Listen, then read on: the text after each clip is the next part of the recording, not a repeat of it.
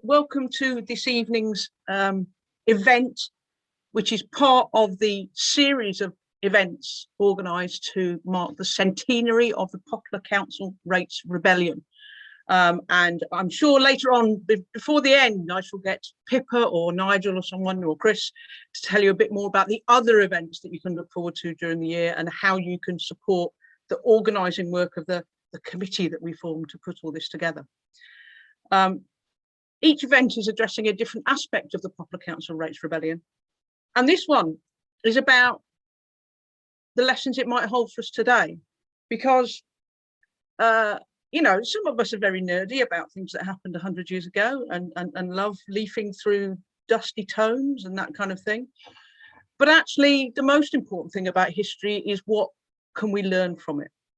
Now, Poplar's Labour Council in 1921 was a council that was faced with the choice between attacking the people it elected or breaking the law, who elected it, or breaking the law. And it chose to break the law, as a result of which it won. Now, we're not going to go through the whole story tonight, but what we are going to do is look at the comparison, the similarities and the contrasts between what Poplar did then and what local councils have done since, and in particular what they're doing today. And we have 4 speakers who are each going to address a different aspect of that.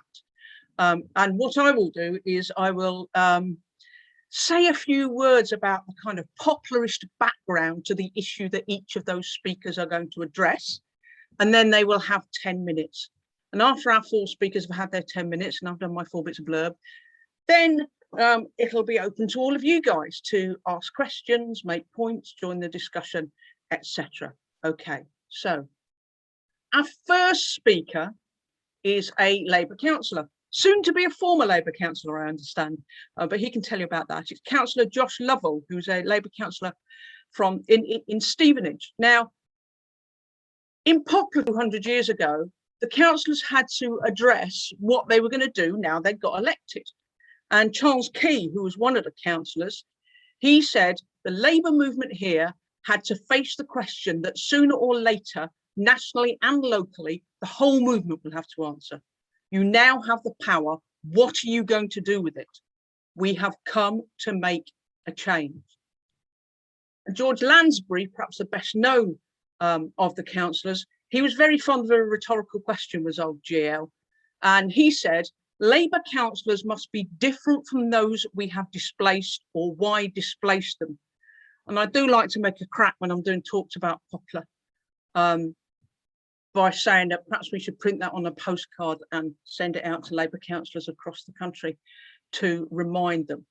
Because another rhetorical question that George Lansbury asked was, are we going to attempt to carry out what we say on the platform, or are we to be misled and sidetracked by considerations of statesmanship? So I'm sure that was the tension and the pull in different directions that Josh came up against when he got elected as a Labour councillor in Stevenage. So I'll hand over to Josh to talk to you about his experiences and his thoughts on the comparison of councils today with Poplar 100 years ago. Thanks, Janine. Hopefully everyone can hear me. I'm going to turn my volume up as well so I can hear you all better. So I'm Josh. I'm a UCU activist in Cambridge where I'm doing my PhD, and as Janine said, I'm also a Labour councillor. I was elected in 2017 to Hertfordshire County Council. So although I represent people in Stevenage, in the old part of Stevenage, I'm part of 2-tier local authority. So if people hear from different types of local government, that may or may not make sense, but to give you all some context, Hertfordshire is broken down into districts and boroughs at one level that manage things like housing and waste collection. And then at a county level, it manages things like education, social care, fire service, etc. And I'm a councillor at that level. 3 weeks today will be the very last day that I'm a councillor, and I'll give you a bit more of a reason why it will be my last day as a councillor when I get to that point. So I've been asked to offer some thoughts about my experience in my time having been elected, you know, my views on the national perspective, and yes, this is a discussion about Poplar. However, I'm not really going to say a great deal about Poplar in a historical sense. What I'm more going to focus on is what I think the spirit of Poplar teaches us. And I think that's really important, that we maintain the spirit of these great struggles of the past when we are thinking about how we relate to the present. So there are a few key points that I want to make. That is, I want to talk about this national context, the picture that's going on, you know, across the country. I want to say a few things about how I related to that sort of struggle at a local context in Hertfordshire, and what I think, you know, if anyone here is a Labour councillor, if anybody knows Labour councillors, and I'm sure you all do, or councillors of any party, I'd add, you know, some things that they could be doing in local government to help build class struggle.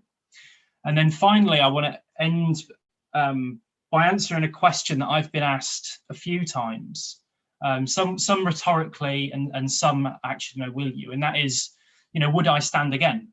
And do I think that other people who are, you know, who call themselves socialists should do so themselves? So I think I've got about 10 minutes, Jean, is that right?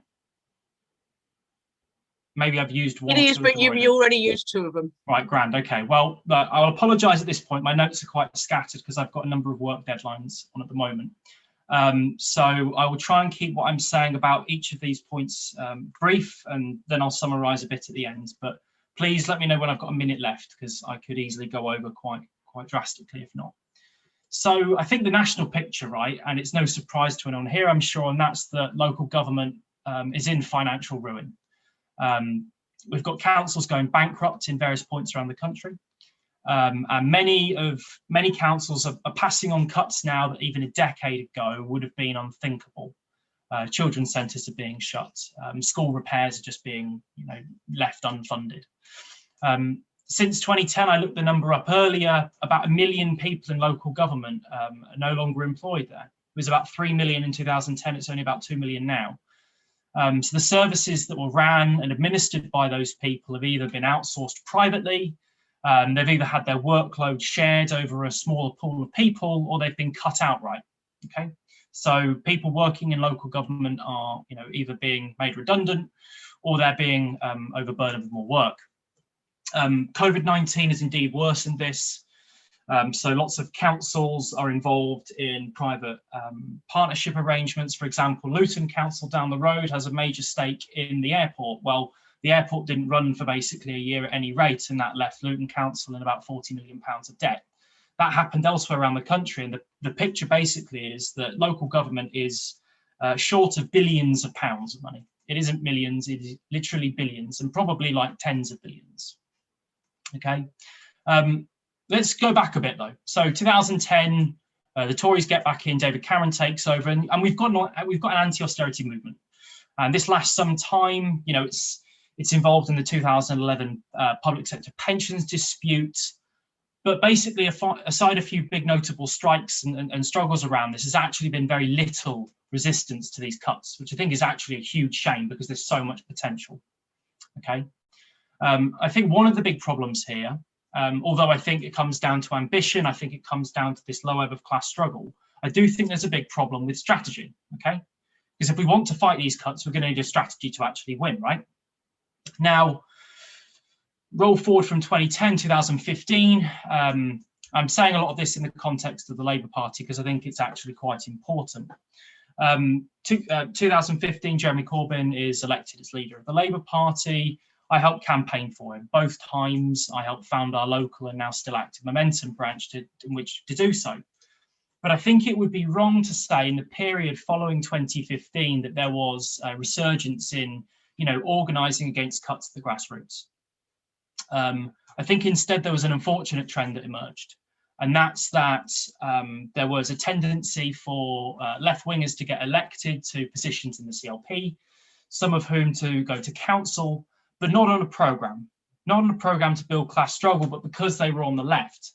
And I think that's a huge problem there, because it wasn't clear what a lot of these people were going to do. Now, were they going to fight cuts? Were they going to resist austerity? Were they going to build a class struggle? That wasn't quite clear. Now, instead of left-wing groups organising these councillors, a lot were left on their own. They were left isolated, they were left debilitated.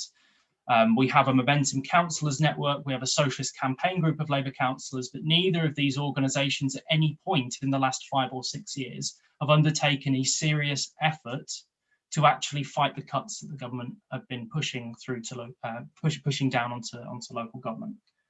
Okay, and additional things happened in this period, and there's been much more discussion around community wealth building. You hear people talk about the Preston model a lot.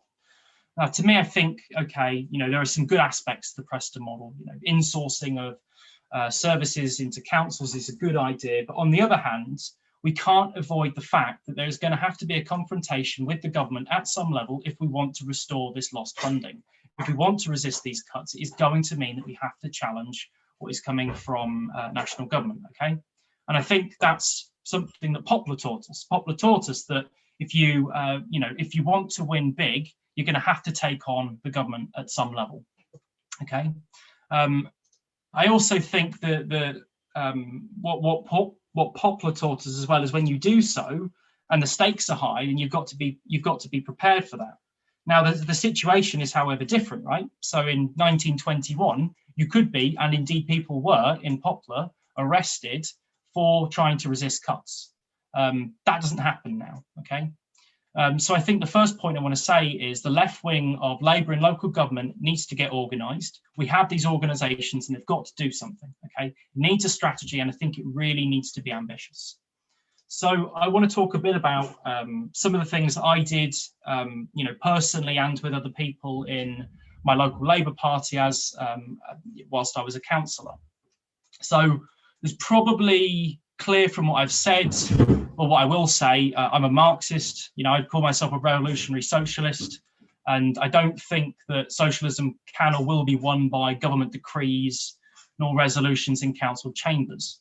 Now, I don't think I'd have said that in 2017 when I was elected. I guess perhaps part of my experience as a councillor has pushed me to the left. It certainly showed me the limitations of being a representative in local government in terms of building power. But I do, on the other hand, think there are some very important things that local councillors can do.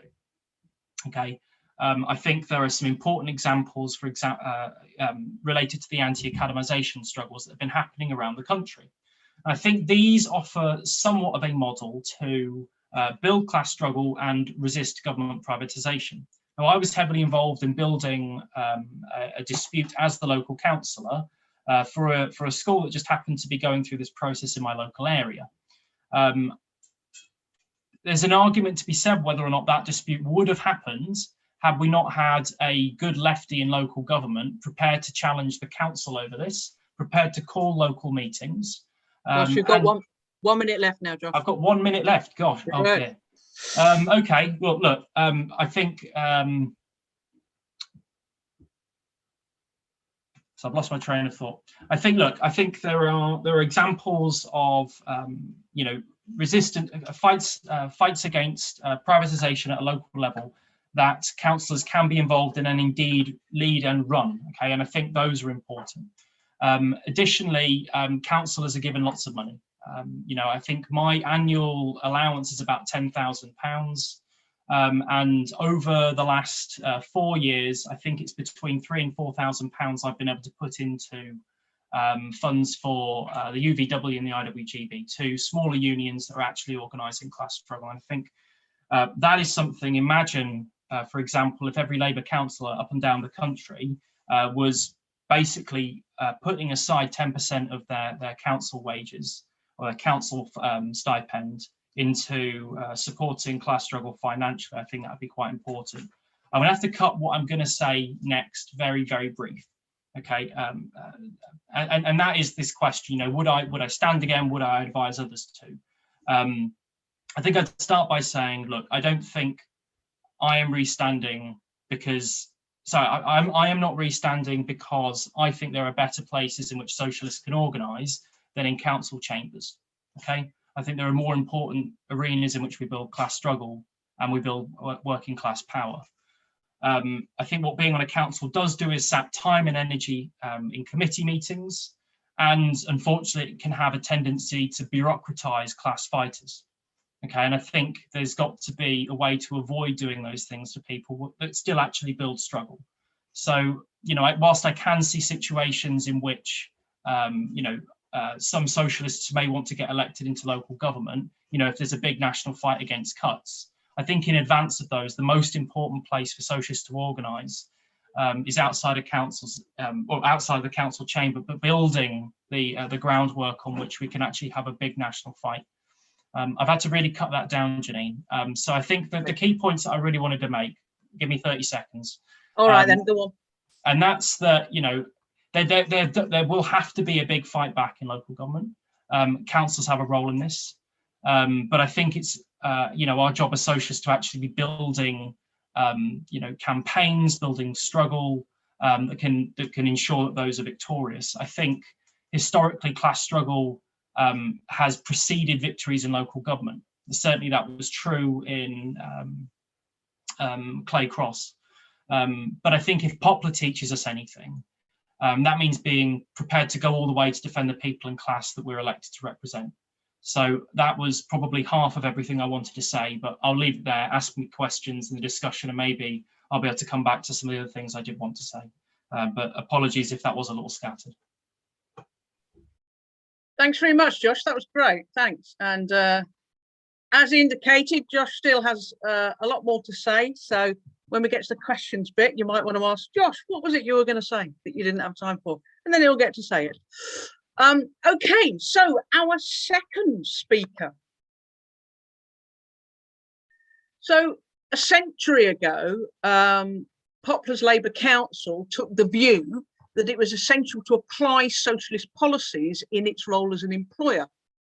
So it introduced a minimum wage of £4 per week, which was a lot in those days. It introduced equal pay for men and women more than half a century before the law required it to. And it gave casual workers proper contracts. Some other Labour councils took these measures as well, but quite a lot didn't. These things, such as equal pay, for instance, was Labour Party policy, but some Labour councils appear to think that Labour Party policy was a statement of something we'd like to see happen in the future, whereas Poplar and other councils saw it as a statement of what we do when we have the chance to do it, when we're in a position of power as an employer in a local council. Now, when London local government was reorganised in 1965, Poplar became part of the new London Borough of Tower Hamlets, which has a Labour council. And our next speaker, Amanda Bentham, is a teacher and trade unionist, currently involved in a dispute with Tower Hamlets Council. So he's in a good position to offer some insight into how it acts as an employer and how that compares with Poplar 100 years ago. Over to you, Amanda. Brilliant. Thank you for that introduction, Janine. First of all, I'm a member of the NEU in Tower Hamlets, and I live in Hackney, and I'm a CLP officer in Hackney North and Stoke Newington. So I thought it would be useful to ask the question first of what kind of society we want to build and how we want to go about building it. And although education can't solve all the problems of society, it's not a bad place to start. And I'm a teacher of the deaf. And as a teacher of the deaf, I'm really proud to have taught a number of deaf and disabled students who have gone on to become educators themselves. And I think our disabled students are our educators of the future. And you have to see it to be it. So if we want an inclusive society, which I think we all do, then we need inclusive schools. And if we want inclusive schools, then we have to fight for them. So that is what I've been doing. For better SEND funding and for more accountability and with strike action where necessary. So Josh talked a little bit about local government funding and the shortfall of billions and the wider impact of austerity on our councils. And we know that nationally we are heading for an estimated £1.6 billion national overspend on the high needs funding block, which is the money that is spent on provision for pupils with SEND. And in Tower Hamlets alone, the overspend is 12 million. And I think Amanda will be able to tell me that the overspend in Hackney is very similar. So across the country, it's a major problem. And we are seeing cuts to school staff who support pupils and other services. So I'm one of the reps at a central service in Tower Hamlets called the Support for Learning Service. We are specialist teachers and support staff, and we work with children aged from birth to the age of 25. So we start by visiting homes and families and supporting the families with babies who've been newly diagnosed. We train schools to include pupils with quite low incidence disabilities and medical needs, and we assess and we support those children to achieve. And one thing that hasn't changed since 1921 is that Tower Hamlets has exceptionally high levels of child poverty, and its children have an exceptional range of educational needs, and those two things are definitely connected. And my service was founded in the 1990s, actually, with the express intention of ensuring that children with special needs could be included in their local school, could have local friends, and not be sent out of borough, which had been the sort of historical case, sometimes to residential settings. And that is costly both socially and financially. So Tower Hamlets education system, when our service was set up, was not in a particularly good place, I have to say. In the late 1990s, there was a damning Ofsted report. Tower Hamlets was positioned 149th out of 149 local authorities in terms of its performance. And since then, there have been a number of initiatives, including Labour's London Challenge funding. The council deliberately recruited and trained school staff from the Bangladeshi community, which is our largest minority ethnic community, and it helped to transform our schools. And my service, the Support for Learning Service, was a very big part of that. Nevertheless, in September 2020, with this overspend in SEND growing and in midst of the COVID crisis, the council announced a restructure that would see my service staffing cut by 50%. And my union group balloted for strike action on this and took strike action in December. And I'll just very briefly say that, combined with a really vibrant community campaign supported by parents, by our MP, Afsana Begum, who's the MP for Poplar and Limehouse, and a massive thank you to John, who I see is on the call, for supporting us, coming and speaking at a rally for us, and my MP, Diane Abbott, for speaking out and helping us to achieve a partial victory, a significant partial victory. So we have won back 6 out of 14 jobs that were being cut. There will be no compulsory redundancies, and we have defeated an attempt to replace our terms and conditions with detrimental terms and conditions. So that's good news.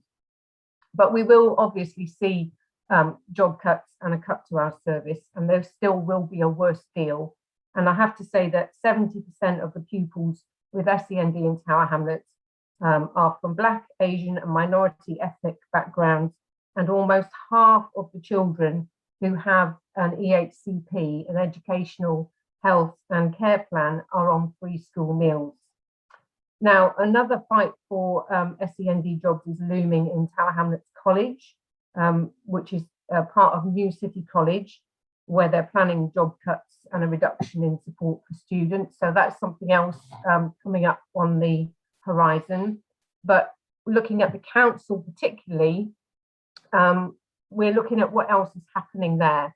And I think most of you will have heard of the notorious Tower Rewards package, which in autumn 2019, John Biggs, the mayor of Tower Hamlets, the Labour mayor of Tower Hamlets, of course, and the chief executive, Will Tuckley, they launched a very complex set of proposals that really rides roughshod over the terms and conditions of 4,000 council workers. And using fire and rehire tactics, the same tactics that have been used in Asda, in British Airways, and now in British Gas. The council forced detrimental pay and conditions on workers, and there was a delay due to COVID, but eventually Unison have, I think they have 1,500 members of Unison, took about 10 days of strike action last summer, and they are now consulting their members on some final proposals to the Tower Rewards programme. I think one of the key things about Tower Rewards, and we will see this elsewhere, is that there is a massive cut to the entitlement to severance pay for council workers who are made redundant. So why are they doing this now? We know, of course, there's going to be a massive bonfire of services coming up. So the council has just announced 30 million cuts to be made by 2024. 20 restructures are now planned, and they seem to be determined to strip away specialist jobs, downgrade all the services to statutory only. You know, it is shameful. So we're looking at libraries being cut, library staff jobs going, adult day centres closed for adults with disabilities, outsourcing the youth centre, cutting a youth justice service, which is a really specialist service for young people dealing with youth violence, gangs, exploitation, whittling away early years staff. And Unison, I'm pleased to say, is challenging this on all fronts, and they are likely to be balloting strike action over the, well, many of these, I'm sure, but libraries is coming up, I think. So I can see, I think I've got about 1 minute left. I might stretch it to 2 if I'm allowed. How does Tower Hamlets? You've got 2 minutes, don't worry. Thanks, Janine. How does the council measure up to Poplar Council? Well, I mean, geographically, actually, Tower Hamlets is probably about twice the size that Poplar Council took in. And we know, of course, that the East End has a very rich and inspiring history of working class solidarity, anti-racism protests, social justice campaigning, and it goes back over 100 years. And I'm pleased to say, I think to some extent, it is still alive and kicking, but the roots, as we know, lie in industrial strength and, you know, the birth of trade unionism in the East End. The match women's strikes are a good example. And in the 1920s, of course, the docks and the railways were, and related industries, were the main provider of jobs. And the Poplar councillors, many of them were industrial workers. And I think this is a key to why, you know, they chose to defend the poor and defy the law, and even the government and the Labour Party leadership. We're not going to see that from John Biggs.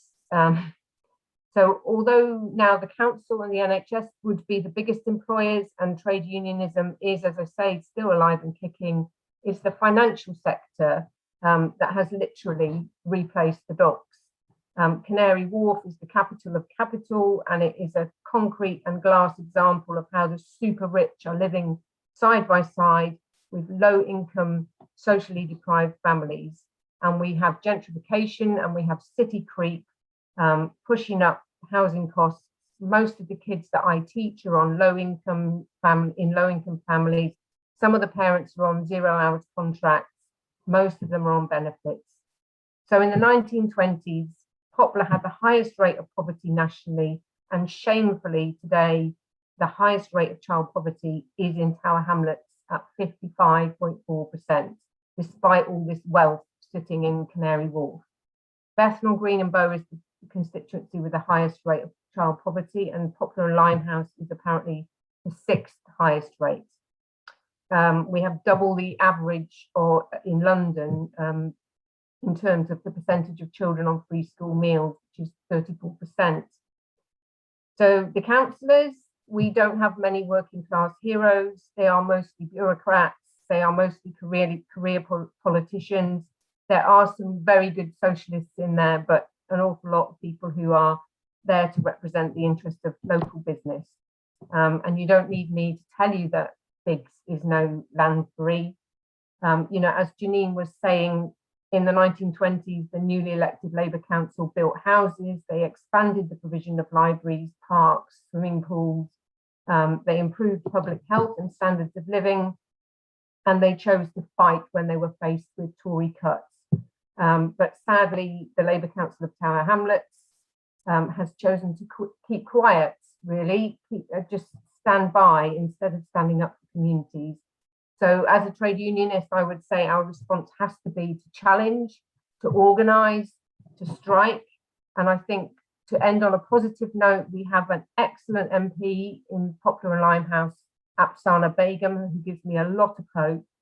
We have some good councillors, and we have, probably more importantly than anything, to support those people, we have a strong left group of Labour Party activists and people who work in the council like myself who will support them. So I am hopeful, not necessarily for the council, but for the people of Tower Hamlets, in that, you know, we are there hopefully to fight on and hold that torch from Lansbury and the Poplar Rates Rebellion as we go forward. Thanks. Fantastic. Thank you very much, Amanda, and solidarity to you in your ongoing struggles with the councillor. I think the quote of the night when we write up a report of this is probably going to be, John Biggs is no George Lansbury. I thought that was particularly good. So yeah, okay, so our next speaker is John McDonnell, and I've warned him I'm going to do this. I'm going to introduce him by reading a little story that he wrote when he wrote the foreword to my book. This isn't just so I can plug my book, but guilty and proud of it. Poplar's Rebel, Councillors and Guardians, 1919. Right, okay, anyway, John very kindly wrote the foreword to the book for me, and this is his opening couple of paragraphs, and I'm going to read it by way of introduction. In March 1985, I was the deputy leader of the Greater London Council, GLC, and found myself in Poplar with the leader of the council, Ken Livingstone, planting a tree and unveiling a plaque in honour of George Lansbury and the Poplar Councillors. There is a deep sense of irony about the event because it was the day that the Labour councillors on the GLC were required in law to set the GLC's budget and comply with the Thatcher government's rate capping legislation, or risk illegality and possible multi-million-pound surcharges and ultimate removal from office. This was to be the day that Labour councillors were to emulate the Poplar councillors in defying central government to protect their communities from the cuts in spending on local services demanded by a right-wing Conservative regime. The GLC was to be the first council in Labour control to take a stand in solidarity with all those other Labour councils, such as Lambeth, Islington, Camden, Greenwich, Lewisham, Sheffield, Manchester and Liverpool, that agreed to this so-called no-rate strategy. Tragically, within hours of helping me plant the commemorative tree, Livingstone returned to County Hall, denounced the defiant strategy he had signed up to, complied with the law and removed from office those of us that refused to back down against Thatcher. So, John McDonnell, become quite well known recently, isn't he, over the last 5-6 years as for his excellent term in office as Shadow Chancellor, but he has a longer history than that, including in the teeth of those battles in the GLC in the 1980s. So, John, over to you. The moral of this story is never write an introduction to one of Janine's books, because she'll always quote it back at you. It's a great book, Janine. I'm proud. I was really proud you asked me to write the introduction, actually. I really was. And I'll tell you why. It was, and it does relate to the GLC. I'll come on to that. When I became active in London politics around about the early 1970s, mid-1970s, I'd moved down from the north, and I became active in my local Labour Party in Hayes, and we were running a whole range of community campaigns, setting up a local law centre, tenants groups. We were doing a range of environmental campaigns to prevent expansion at Heathrow, a whole range of things. And we decided that as the 70s went on, we decided that local government was one of the areas that we felt socialists should embed themselves once again. And at the London level, it was obviously the London Borough elections, and I worked for the London Borough of Hillingdon because in addition to being a trade unionist for the NUM, a trade union official for the NUM, and then the TUC, I was always also a part-time house father of a children's home, and so I was part-time employed by the council. So I couldn't stand for the local council, and so I was always an activist on the ground, organising, and it gives you a sense of pride in routine activity. Routinism is as important as anything else. Just getting the job done, getting those leaflets printed, the canvas done, the campaign, the banners there, the picket organised, all of that, I think is critical work, and that was what I was doing. And then there was a discussion about the Greater London Council, and the Greater London Council election. This was late 70s. We lost the general election in 79 to Thatcher. The next serious election in London was 1981, and it was the GLC election. Up until then, to be honest, in outer London, in a borough like Hayes in Hillingdon, we really hadn't seen the GLC as particularly relevant to us. And in some ways, we'd send someone off to be the GLC councillor, almost like sending someone to the House of Lords. But what in the late 70s, we were discussing the valuable role local government could play in, and it was two things really. One was obviously a terrain of struggle in terms of by 1979 against the Thatcher government, but I was also looking at how you could sort of prefigure at a very local level or even a regional level the sort of society you wanted to create under socialism. And there was an excellent book that was brought together, which brought together the theory of in and against the state. Most of you know this, so I'm sorry if I'm boring you, but the concept of in and against the state was a recognition that the state was a set of institutions, of course, but also it was a relationship. It was a relationship of dominance, of a way of dominating working class people.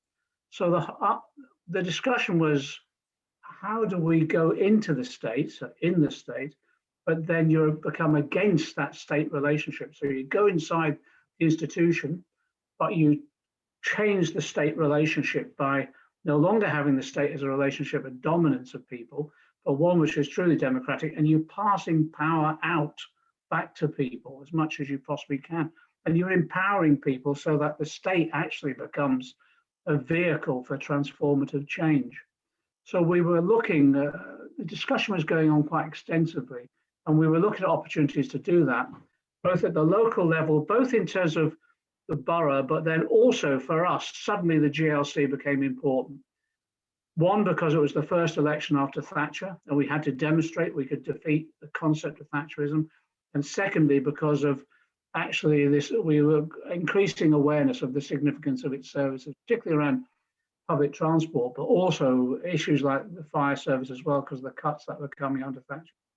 So a number of us as socialists decided the local state was significant, and there were two ways of doing this. One was getting involved by becoming council officers, really, working in different fields, whether it was in social work or in education or in planning, environment, you name it.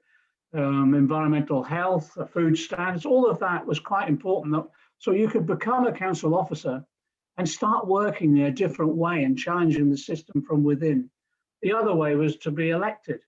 Well, we persuaded one of my friends, Chris Rogers, to stand for the GLC.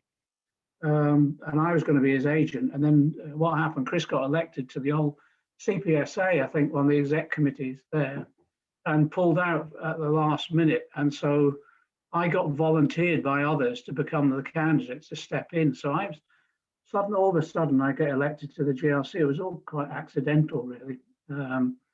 Accidental politician. Anyway, so I get elected to the GLC, and the GLC then became, Livingston got elected. We did have a coup. We got rid of Andrew McIntosh on the first meeting, and Livingston became elected, and we had a whole series of, I think, incredibly creative people on the left filling positions with the same view that this is, we take power, but we give that power away as rapidly as we possibly could.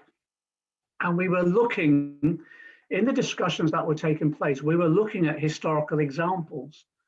And we looked at Herbert Morrison, obviously, and what he did at the LCC. And there's no doubt about it. Morrison's achievements are quite immense in terms of the way in which he managed the regional state, if you want to call it that way, the LCC, the way in which he piled resources in and built up, particularly around housing and elements of transport, etc. But he never really, I think, fully appreciated the issue of democracy and empowering working class people. So it was very much a managerialist approach under Morrison.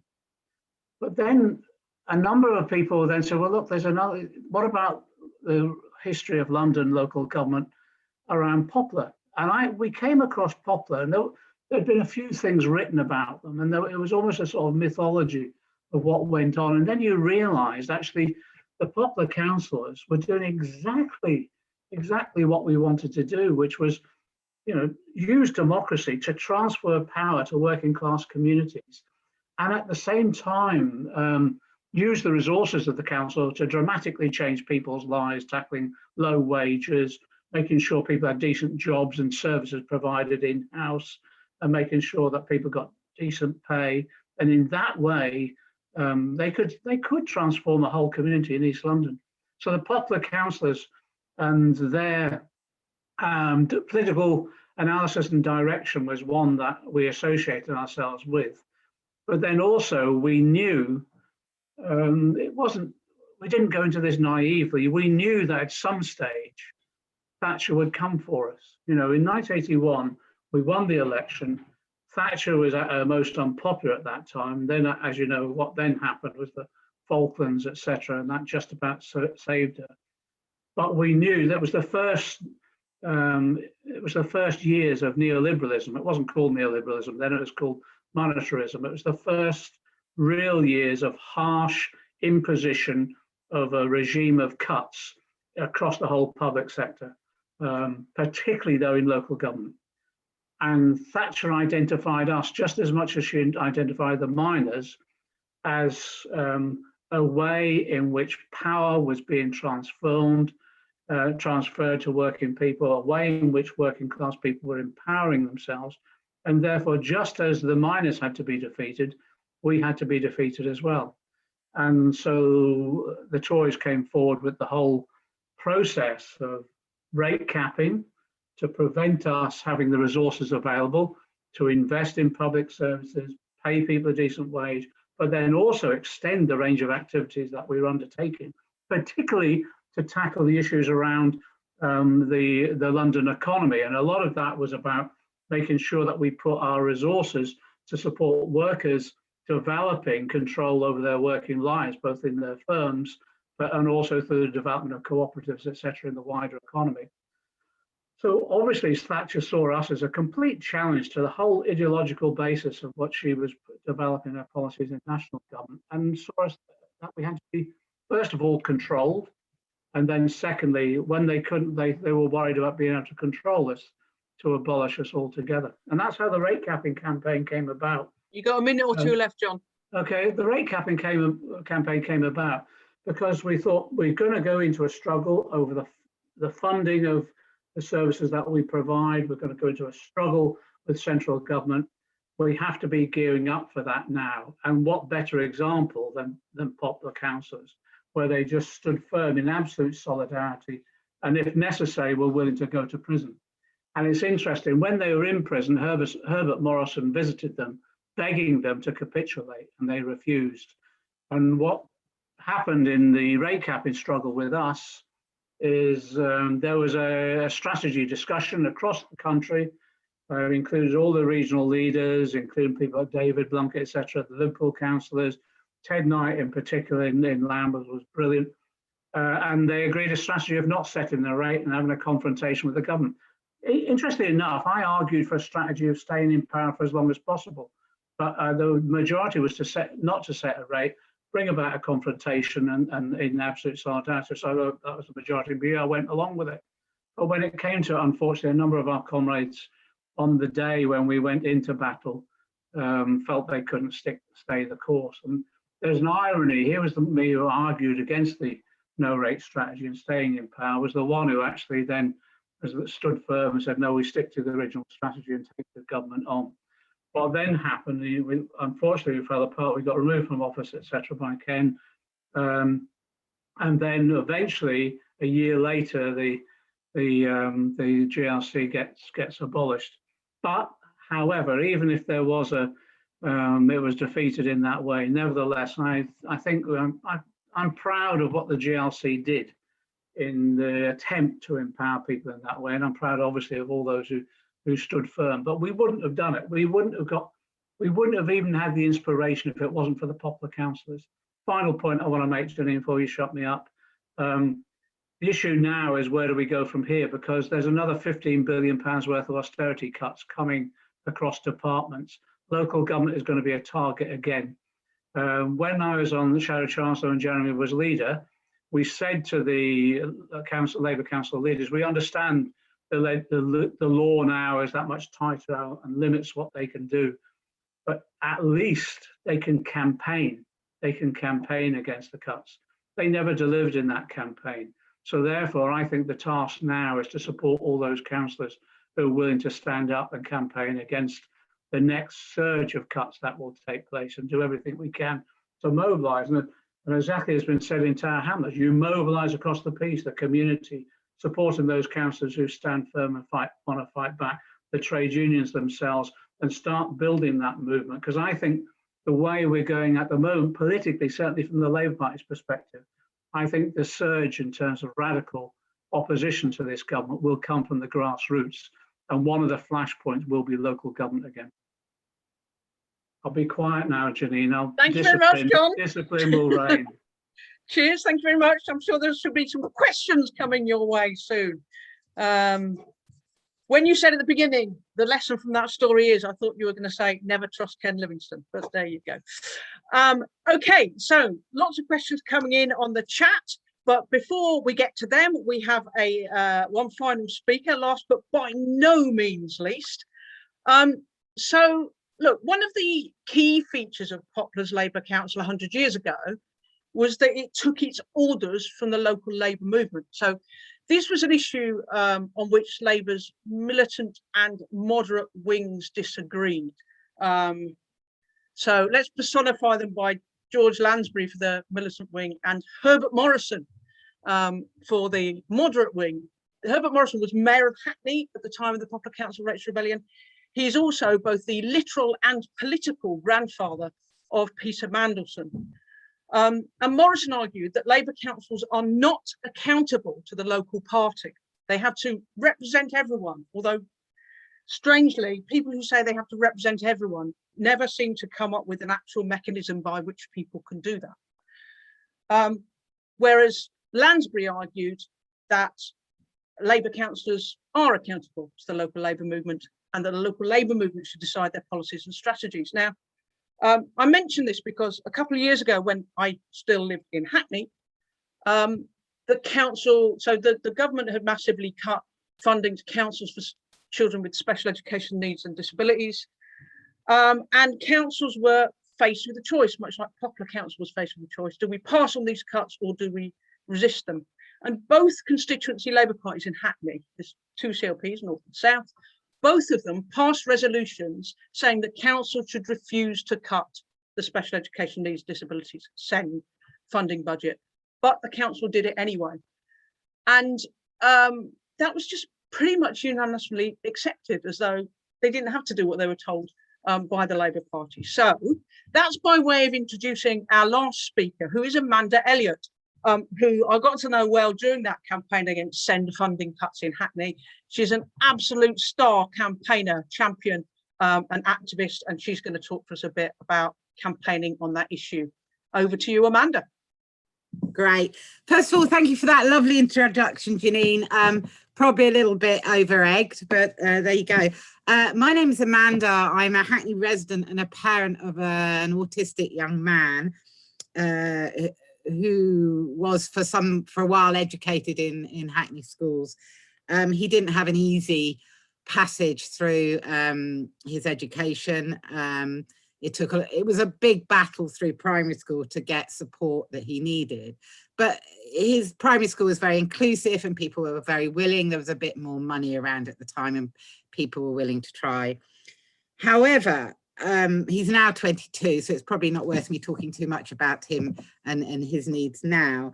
However, what I want to focus on is about a kind of a new kid on the block, if you like, in terms of a group of people in the community who have started to rise up and develop an activism, I think, which has largely happened over the last 3 years.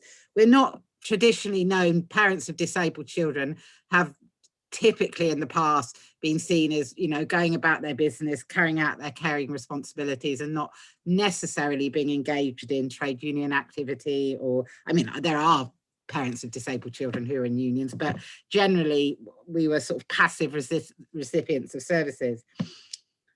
However, I mean, that compares quite a lot with disabled adults who've got a long and honourable tradition of direct action and challenging cuts and fighting for their benefits. And John is well known for being a stalwart supporter of those organisations and activities, and that's really inspirational.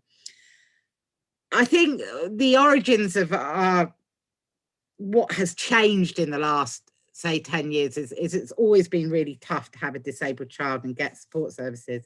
But in 2014, some new legislation was brought in called the Children and Families Act, which effectively extended the right to provision from 0 to 25, which was great. I mean, most people thought this was a great idea, but of course there was no corresponding funding to go with it, and local authorities were kind of told, right, get on with it, and that's the case. So families' expectations were rightly raised about their children actually having a fighting chance. Alongside that has been a really toxic education policy, which has focused very much on elitism and achievement, and rather than developing the whole child, which has really pulled against the needs of disabled children. And obviously we've had ongoing austerity and cuts in local authorities. So when in, I think it was in late 2018, the Hackney turned around and told us they had a massive £8 million deficit. They were luckily they were consulting about making changes to provision for families that would have seen a 5% cut across the board for disabled children on education, health and care plans. It doesn't sound much, but basically they were telling the schools to suck it up. This was coming on the back of a long campaign around the fair funding for schools, which was which mobilised many parents. And what became transparent during that campaign, that actually some of the most vocal and furious parents were parents of disabled children, because what was happening is they were passing on the pain. The local authority would be saying, right, we've got to cut the funding to schools. The schools were then looking at the easiest place to cut, and that was often for support for children with SEND, even though in theory they had some protections in law. So it was like punching down to deal with cuts. So the fair funding campaign was brilliant at mobilising parents, but as things accelerated, it became clear that a lot of schools were off-rolling disabled children because they felt they couldn't afford them. They weren't accepting them. I mean, at one point in 2020, there were, just check the figures, there were 3,500 disabled children waiting for a school place. I mean, this is horrendous. You know, the idea that most children are entitled to their education, but there's a whole bunch of disabled children that can't even get into school. So the way I described the SEND system in the last 11 years, which is when really the numbers were increasing, the need for the services and the funding was stagnant, was basically it's underfunded. It's also very unaccountable, although there are legal rights. There are human rights that disabled children are entitled to, but also legal rights to provision, but also undermined by Tory and what was actually New Labour education policy as well. So, you know, underfunded, unaccountable and undermined. So things were looking really dire around the end of 2018, and Hackney Council was bringing, a Labour authority was bringing in these cuts. So we, as a group of parents, thanks to social media, found each other, and we hastily started getting into roles we weren't really familiar with, which was organising meetings above pubs, producing leaflets, trying to work out what our campaign of action was. And we managed to mobilise a massive, and thanks to the motions in the Labour Party and the activists in the local unions we made contact with, who we managed to mobilise a massive response to the consultation. We had in excess of 1,200 responses rejecting the council's proposals. And we basically, you know, blew it out the water. So we were actually quite surprised ourselves we'd managed this. And, you know, there was a lot of exultation and slapping ourselves on the back. However, the council said they were going to still go ahead with 5% cuts, but they were abandoning their what was effectively an underhand way of reducing support for children and money for schools. So yeah, so we were left in an invidious position. We didn't know what to do. There was certainly a momentum among parents, and we decided that we only had one course of action, which was to actually take the council to court. And, you know, as a Labour supporter and then Labour member, you know, it felt a bit weird pursuing this. And there were a few people who felt that we shouldn't do this. However, we didn't have any other course of action. Unbeknownst to us, in Bristol, a similar thing was happening where parents were taking the council there to court over massive cuts to the SEND budget. And in the summer of 2019, was it 18? I can't remember now. They won their judicial review, and the council, Bristol Council, which is a Labour-controlled council, was forced to reverse their funding cuts and reconsult on their proposals. So again, thanks to social media, which is often parent carers are at home, they're quite isolated, all they've got is their phone. We started finding each other nationally, and so our court case, well, first of all, there was Bristol, and then parents in Surrey took their council to court, and shortly afterwards, Hackney was in the High Court challenging the local authority over its cuts to disabled children. It was an extraordinary moment. We had a lot of media coverage, but the best thing was having a courtroom absolutely rammed full of parents, disabled children and disabled adults with quite severe needs. We just rammed it out. We had people sitting on the floor, and it was a really powerful message inside and outside the court. Again, very unfamiliar to, I mean, I'm not a total believer in just the legal system because it's just one tool in the armory, but it was probably the only one we had at the time. On the back of that, we then started connecting with others across the country, and we decided we'd be quite audacious and try and take the government to court over its funding, and we formed Send Action, which is really a network. We don't have any funding, we don't have any organisational structure. We're just literally a network of parents who coordinate. And we found people willing to take them to court, the families, and we crowdfunded. Within about 24 hours, we raised 14 grand just for our initial pre-action letter. After that, we'd get legal aid. And it was the most powerful campaign. We had massive, you know, it was at a time when Brexit was like top bill on all media, and we managed to sometimes even knock them off the top slot on BBC Breakfast. And it was a very powerful and empowering campaign for families.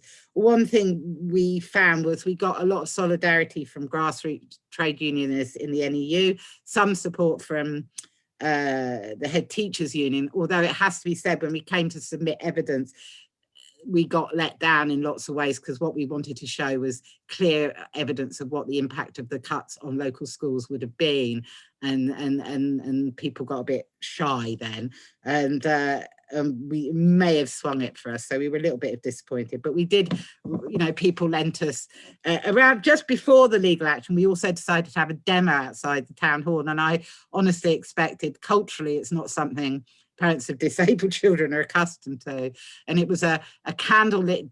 It was a day glow demo outside Hackney Town Court in a freezing February evening. We got all the kids down there with their day glow high vis jackets on, and I actually thought it was just going to be me and my mate's dog and a friend who her child in a wheelchair, and we ended up having a massive dinner. There was loads of solidarity from the grassroots local Labour Party, from local community activists, from Unison Unite, and just the NEU. It was just, and TAs were coming with their banners, the teaching assistants. It was really inspiring. So it was a hell of a year. Unfortunately, we lost. Bristol won theirs. Surrey lost theirs. Hackney ultimately lost theirs. And our action against the government, seeing the government's top barrister in the court, was such a sweet moment. But ultimately, we lost the legal case. But we don't regret it, because shortly after the court case and before the judgment was handed down, the government was basically on the back ropes. They released £780 million for special educational needs funding, and that was just for a year, and it won't fix special needs. But it was a huge, for us, it was a huge acknowledgement that things were bad. And it wasn't just us saying it, it was the National Audit Committee, it was the Special Education, the Education Committee, which did an inquiry, and many, many others were coming out of the woodwork and saying, actually, things are terrible, and disabled children are losing out. I mean, fundamentally, I think, I'm just trying to think, I kind of focus. That's about a minute left, Amanda. Okay, so what I really want to mention is bring it up to date. There hasn't been much activity because most parents of disabled children have been in lockdown, and a lot of those kids, particularly the clinically vulnerable, are not even yet back in school, and so things are really bad. If they were bad before lockdown, they're really the gap. The outcomes gap is going to be really huge, but there are sort of green shoots of other kind of activity that's happening, and I want to mention a dispute that's currently happening in Hackney. This is there's a special a for-profit special school in Hackney called Leeways, which is privately owned by the Kedleston Group. It's a sort of place of last resort for many autistic and children with social and emotional behavioural issues, and it's sucking money out of the SEND system. Parents are very grateful that their children end up there, but staff have been running strike action. They've had 10 days, different days over the last few months over one of the teachers. One of the union organisers was victimised and sacked, and he'd been trying to raise various issues about terms and conditions of staff, and also the conditions of the school, the lack of recreational space, growing class sizes, and lack of training, and lack of speech and language therapy. And he was sacked. So the union has organised and responded and had a series of strikes. There's also strike days coming up. Diane Abbott attended one of the picket lines, and our local Hackney Special Education Crisis Group has agreed that they're going to write an open letter and in support of the action, and to bring the parents together at the school, because, you know, from our point of view, if you've got poorly employed staff and who are trying to champion the children, it's not a place. Meanwhile, they're sucking huge amounts of money and profit out of the system. So I did want to mention that because it's very current, and I'm going to post details in, if Amanda's already done it. Hasn't already done so, in the question in the chat. So I'm sorry, that was a very potted history, and No worries. Thank you very much. Thank you. Cheers. Thank you very much to Amanda. That was great. And honestly, the campaigning that goes on around kids with special education needs and disabilities is brilliant, and it deserves everyone's support.